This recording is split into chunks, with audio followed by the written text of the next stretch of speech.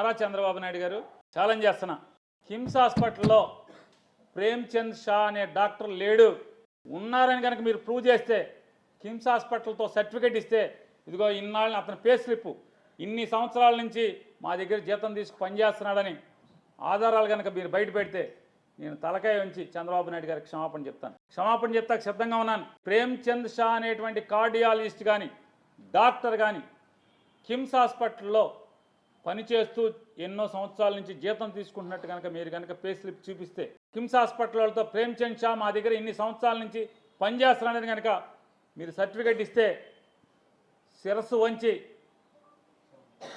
మీకు క్షమాపణ కోరుతాను. నేను తప్పు మాట్లాడాను, తప్పండి. నేను మీకులాగా మీరు జగన్ మీద బురదేసినట్టు, ఆంధ్రజ్యోతి రాధాకృష్ణ గారు బురదేసినట్టు, ఈనాడు రామోజీరావు గారు అబ్బాయి బురదేసినట్టు, చంద్రబాబు నాయుడు గారి కొడుకు నారా లోకేష్ నాయుడు బురదేసినట్టు, అలాగే మీ మిత్రుడు పవన్ కళ్యాణ్ బురదేసినట్టు నేను కూడా వేసానండి.